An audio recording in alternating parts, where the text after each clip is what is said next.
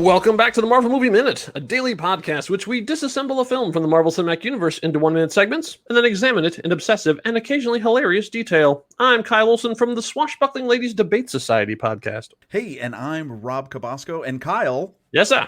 Today, we have a new segment. We do? Yes.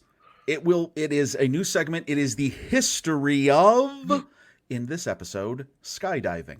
Oh, okay. So, well, all right, skydiving. You think parachute, we're coming down to Earth via a parachute. This goes all the way back to 1483. Who our good friend Leonardo, I was going to say Leonardo DiCaprio. No, Leonardo da Vinci. He's the one who's credited as basically drawing out the first, what we would consider to be a parachute. Mm-hmm. So kind of several hundred years go by. The first annotated maybe example of someone surviving is not a human. It's actually apparently a dog. 1785, Frenchman Jean-Pierre Blanchard drops a dog in a basket with a parachute from a hot air balloon. He doesn't do it himself, purportedly, until 1793. Fast forward, the credit for the first modern skydive, it's actually split between two guys, Grant Morton, Albert Berry, in either 1911 or 1912. So wow, they thought about that for the rest of their lives. Yes, no, actually, because the records are kind of sketchy. Yeah. There's a story that basically Morton did a skydive when he jumped from a Wright Model B airplane over Venice Beach, California. And then a year later, supposedly, Berry, who was a U.S. Army captain, he reportedly made a jump in March of 1912. Let's fast forward, right? Parachuting. 1960s, first big thing, Ram Air parachute design appears. Ooh. It's designed by Domina Jalbert in the 1960s. This is huge because the Ram design, Ram Air parachute, that's the parachute you see today. So that allowed the person is that more square design? Yes, correct. Okay. So instead of just the traditional circular parachute that had no control, you just pulled the cord and said, I'm going to drop somewhere. This one actually allowed you to steer and change your speed and everything else. And thus many action sequences were born. 1978, 3-ring release system invented by Bill Booth. That's important because that allowed it easily for you to cut your main chute if it did not open. Ooh, prior to that, It involved a knife and hopes and thoughts that everything would work out. The last two dates I'm going to mention. Yes. 1991, that is the release of the Patrick Swayze and Keanu Reeves action thriller Point Break. Yes. Really getting everybody excited about skydiving. And then, of course, I can't not mention 2012, when Her Royal Majesty, Queen Elizabeth II, and Britain's most prolific spy leapt from a helicopter into the opening ceremonies of the games of the 30th Olympiad in London of 2012. Why did I go on a little journey here with skydiving? Because that owes a lot to our next part of our opening sequence, the continuation of the opening sequence of our movie. That's right, because here we are at minute 6 of Iron Man 2 from 2010, directed by Mr. Jon Favreau. This is what we like to call the fall of Tony Stark. But to have something this monumental, this incredible, it takes more than just two of us, Rob. As we know, Iron Man 2 is filled with characters, so we thought we needed to have someone else to help us navigate through these dense waters. And who better than the original host of the Marvel Movie Minute, Mr. Andy Nelson. Yes. What? Hey! Hey! Look at that. How are you guys? Very good. I am excited. I'm excited to be here. People who tune in later are going to be so confused because they're like, I thought he wasn't on the show anymore. Why is he here? Who is that competent voice? Who has those smooth tones and doesn't say and ah all the time? See, there we go. No, this is a thrill. I'm so excited to be here to talk about Tony Stark and Iron Man. That's awesome. Right, because you have the same thing that we have with Hulk, where you have all this Iron Man knowledge floating around in your head, and so you need someplace to get it out. That's right. There's so much. Right, all right, so here we are at minute 6, and we start with Tony Stark. Well, actually, they started on black. So we hear start with the title. We still get a title. Oh, that's right. We're still at the end of. We're still at the end of the. Yeah, that's right. The title sequence before, but we've not. We're out of Russia. We assume because the music has changed. Great thing, and just great thing about the title sequence. This is the exact title treatment from the first Iron Man movie. Oh, it's true. The font is exactly the same. Yep, it's clang. A little bit grimier. Yeah, it's a little bit off, but they've added in the 2, and it has the exact same effect where the rendered graphics come in, and then all the characters pivot off into darkness. And I think it's a great effect. I love the fact that they kept with the exact same consistency of the first movie. Interestingly enough, if you compare this title treatment to the title that appeared in the promotional materials and in the posters, it's a different typeface. I can't explain that why. Though credit to the people who did this, if you compare all 3 Iron Man movies, the posters, all 3 of them use the same typeface on the posters. Oh, thank goodness.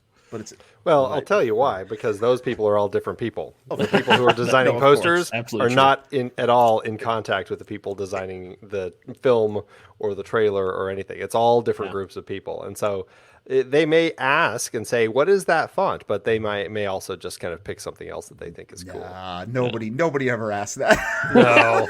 Why? When they can make their own special mark, right? Exactly right. That's exactly right. Well, I'm glad they chose this title treatment instead of the one from the trailer, because if you watch the trailer for this, it's Iron 2 Man.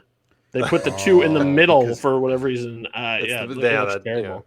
It's an odd choice when they do that. Yeah. You know, it's like those. You know what it reminds me of? Actually, that title treatment is those embroidered towels that you get when you're married with the initials, where it's like the middle or the last letter is in the middle, but huge. it's bigger. The It's just- monogram. That's always confusing. Why do you do that? I always was confused by that when I was a kid. I'm like, why don't they just put them in the right order? But Exactly right. there you go.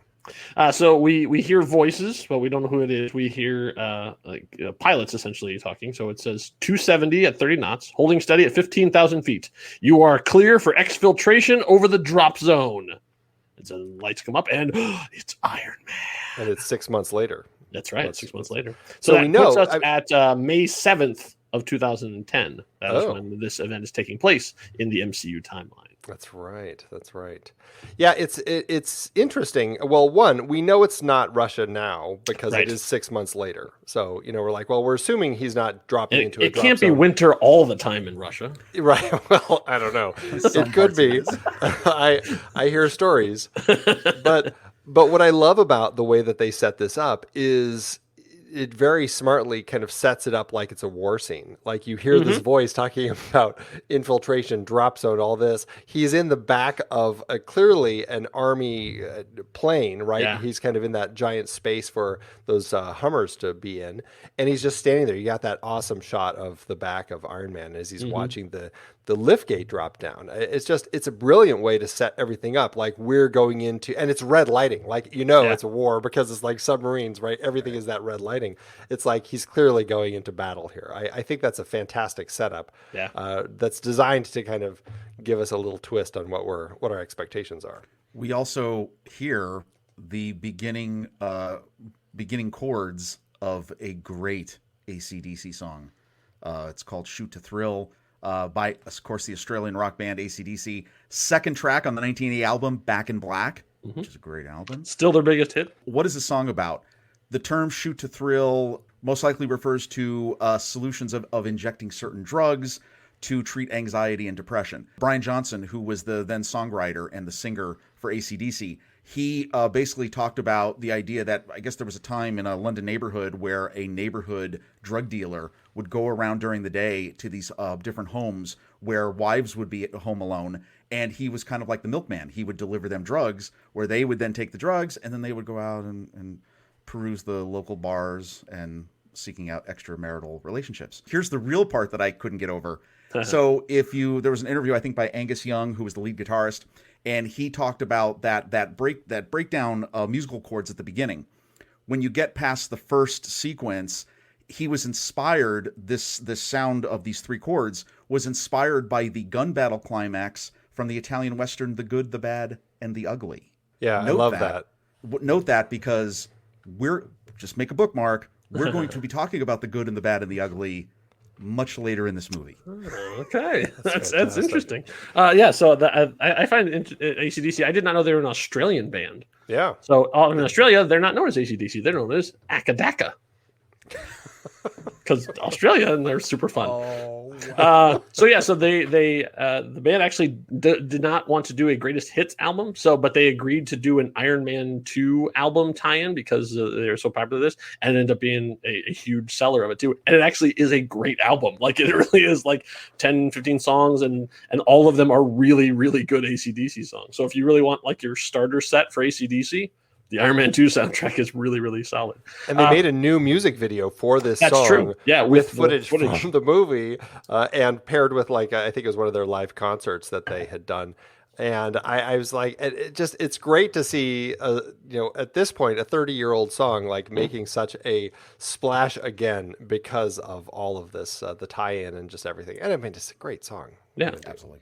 And so, but why is it in this movie? Well, the reason that is because of Jon Favreau. He had an article in the LA Times where he explained it, that he basically was at a show and went, "This is the song I need." So the quote is, "He's Iron Man, he's Tony Stark, he's going to go 1,000,000 miles an hour. So what do you expect this film to be, and how can we take it past those expectations? When I was watching AC/DC with my wife and son, they were playing Shoot to Thrill at the Forum, and I thought, this is how he should show up, right in the middle of this and take the armor off. That's the Tony Stark version of doing things."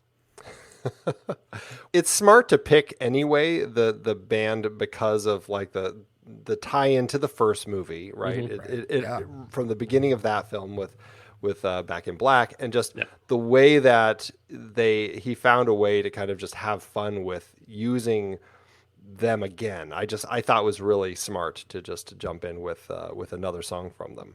So as he's following, we're hearing this. So the first thing we see, this is the Mark IV armor.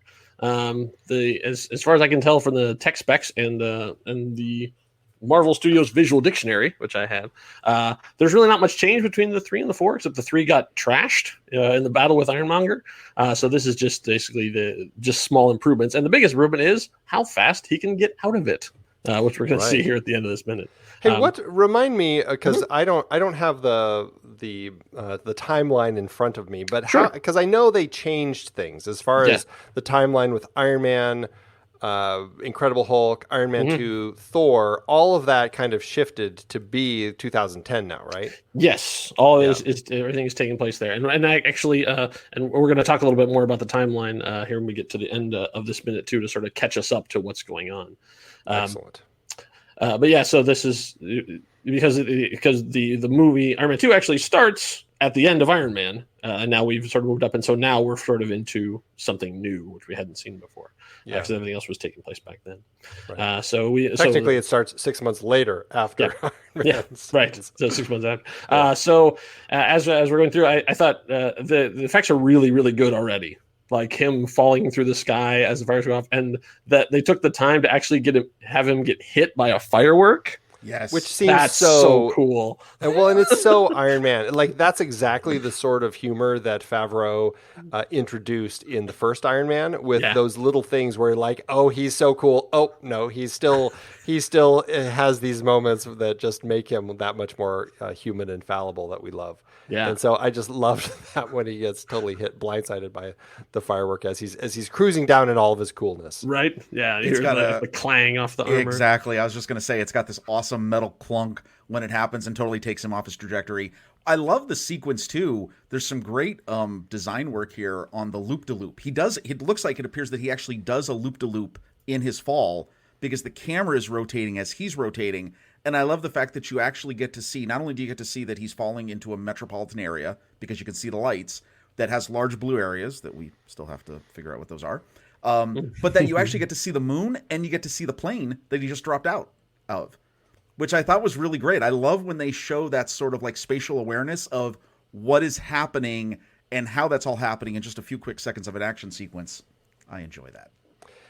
That's really great, and I'm glad you pointed that out, because I think it went by so fast that I was like, gosh, I'm not quite sure what I'm noticing here, because it's just you're flipping around with him like a cameraman in free fall with somebody like a parachutist that you happen to be filming, right? And so it's really cool the way that they pull that off, and it does go by quick. You got to keep your eyes peeled right there at about the 30-second mark. Yeah.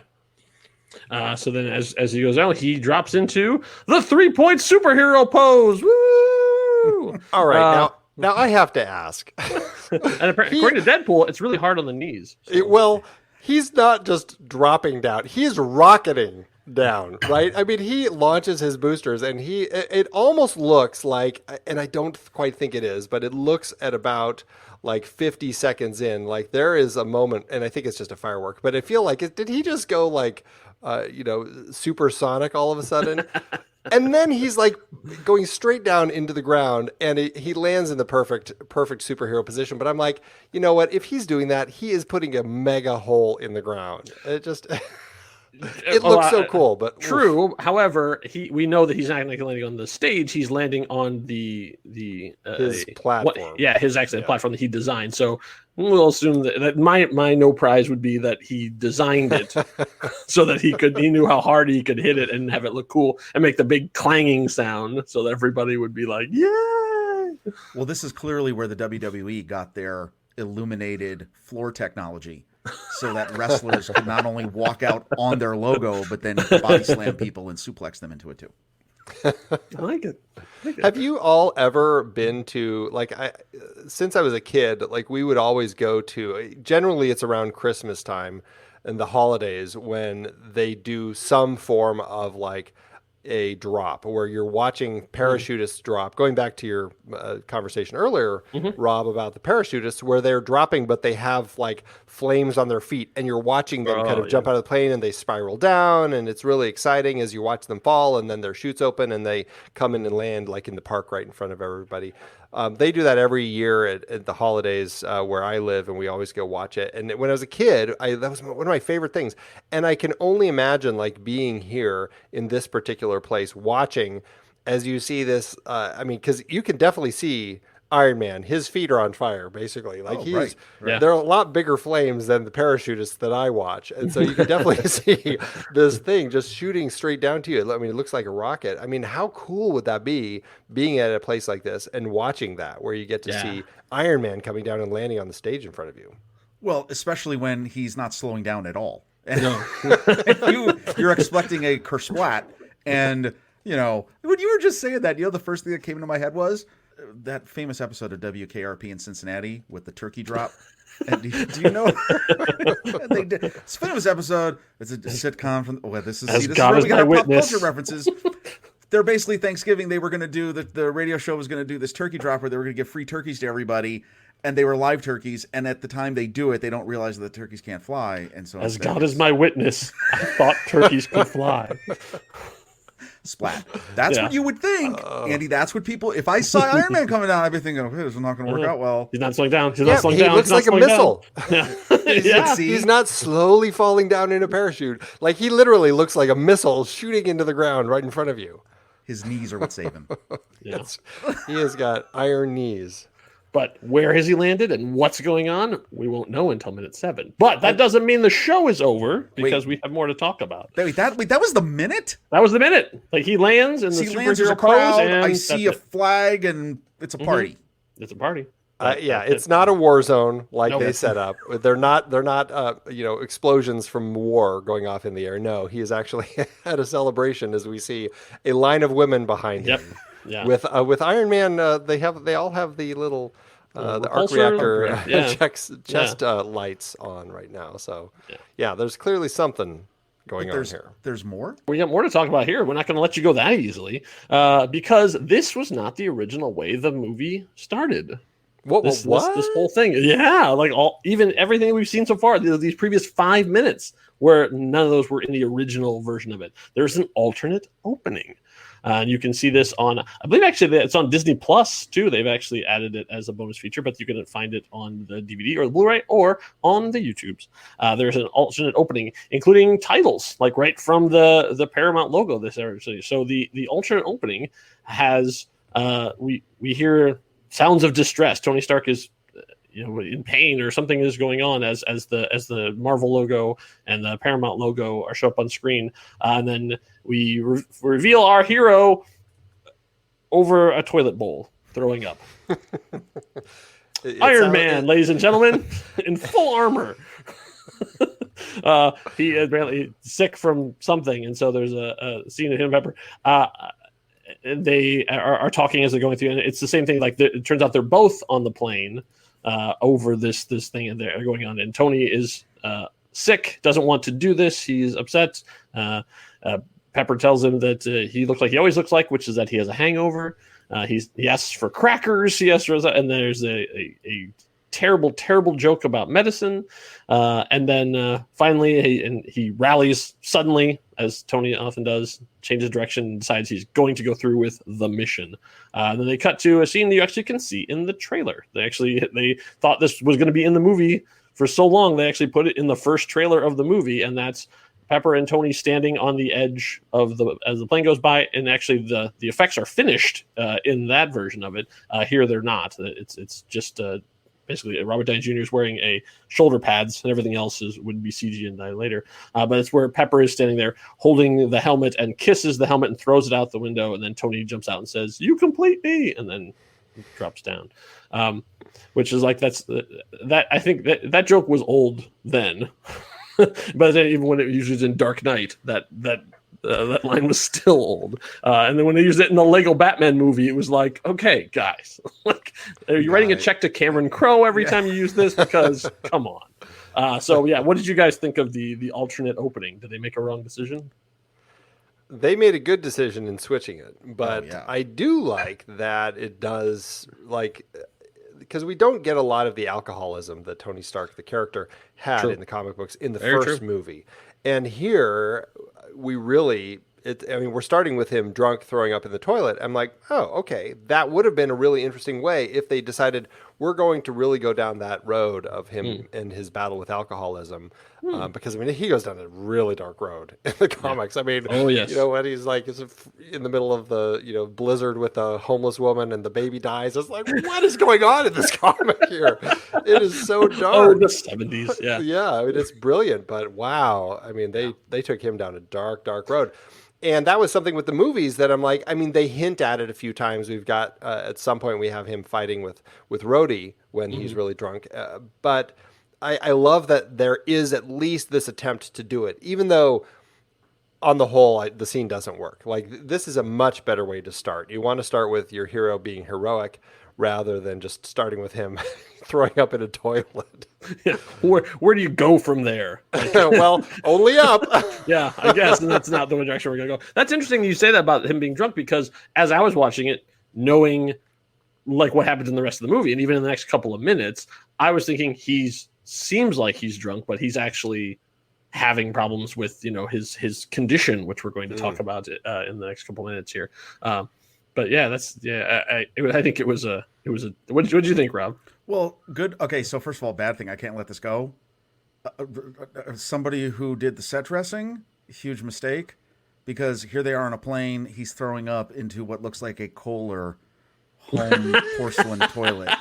Hey, it's Tony Stark. Which he can put that toilet but he's also into on that a plane if he military. wants Well, to. maybe that's a good point. He's like, I'm not getting on that plane unless it's the toilet right now. I'm going to get airplane seats. Yeah. I did laugh at that because I'm like, okay, that's not what the toilets would be like on an airplane, a military airplane, but whatever. I digress. No, the thing I did like about this is I love the playfulness of the banter with Pepper.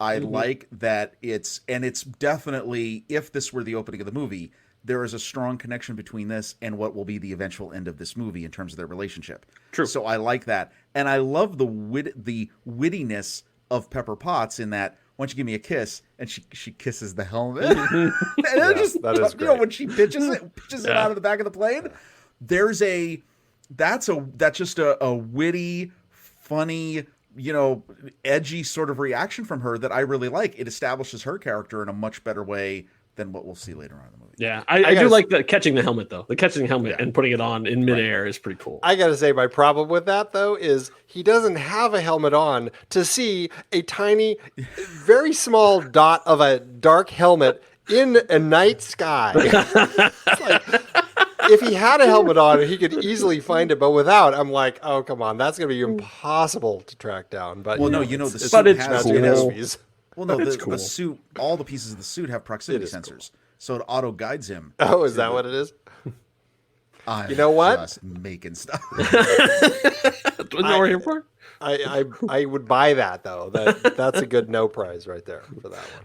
Nice. So obviously, since we saw we were with Ivan in the previous minute, and until now, 6 months have passed, and you're probably thinking to yourself, "Well, what's happened in the MCU?" Well, to find out, we're going to have to go. Meanwhile, in the MCU. So 6 months have passed. So what has been going on? Well, if you read Iron Man, was it Public Identity? I forgot that in my notes. That we talked about in the comic book episode, that there's a whole adventure where Tony Stark gets his identity stolen. What? And you can follow along in there. But the rest of the MCU, beyond the world of Iron Man. So December 4th, 2009, in California, the Pride performed their 8th rite of blood sacrifice. For those fans of The Runaways, you'll know exactly what that means. On December 18th of 2009, Nick Fury put Agent Coulson in charge of Project Tahiti, which was investigating a Kree body they discovered in 1945. That technology they hope to be able to use to possibly bring someone back from the dead should they their injuries prove beyond normal science. Ironic. Yeah, that's from Agents of S.H.I.E.L.D. On January 21st, 2010, Mary Walker is captured in Sokovia with the rest of her unit.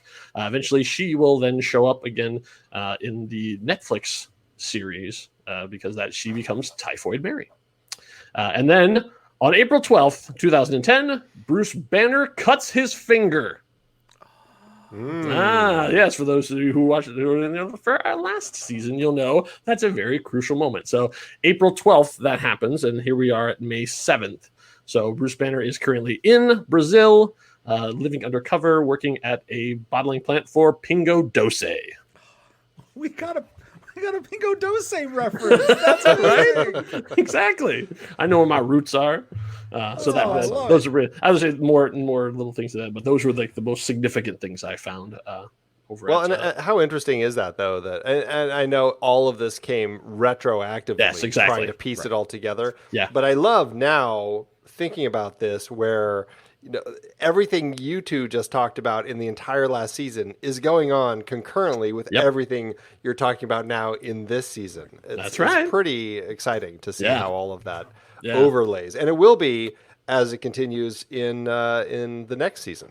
And true. Yeah, that's right. Is it the next season? Yeah, next season. Yeah, because we're going to talk about that too. Yeah, because the events of Thor are happening at the same time too. Right. So of course, Asgardian time, there's a time difference, so we'll see how that all lines up. But it's like Arizona, they just don't deal with daylight savings. Sometimes they're on the same time. Sometimes they're 100 years ahead. I mean, you never know. It just depends on the time of the year. Now, guys, I got to let you know, sad story though. Oh no, there was something that did not happen in this minute. Oh, that's right. No bird sightings at all. There was no cockatoo. Andy, so you know that we have a running total here of Boyd sightings. Yeah, that's right. And sadly, there were none in this minute. I don't think there's going to be any for the next few minutes. Probably it's going to be a dearth of bird sightings for quite a while, unless Tony hit like a nighthawk flying around out there in the middle of the night. Who knows? I guess we'll have to find out in minute 7. So in the meantime, if you want to find out more of what we're doing, you can follow us on Instagram. Yes, we've got some really cool stuff on Instagram. Andy, you want to talk a little bit about some of the cool things we're putting up on Instagram, as I know that is one of the things you are in charge of? Yeah, over on Instagram, we're just pumping all sorts of things for the Next Reel and Marvel Movie Minute out there multiple times a day. It's just a fun place to see posts related to movies we're talking about on the Next Reel show, on the film board that we do, on Trailer Rewind and Marvel Movie Minute, and little clips of episodes, a lot of images from things. It's just a fun place to kind of stay in touch with all of that. So yeah, Instagram.com/thenextreel. There you go. Like and subscribe. All right. So thank you, Andy, for joining us for this minute. Yeah, absolutely. Do you think you can stick around for minute 7? I absolutely will, because because Tony just landed on the stage. I want to see the show. Right? All right. So thank you all for listening. I'll be back here for minute 7. Until then, enough said. Bye.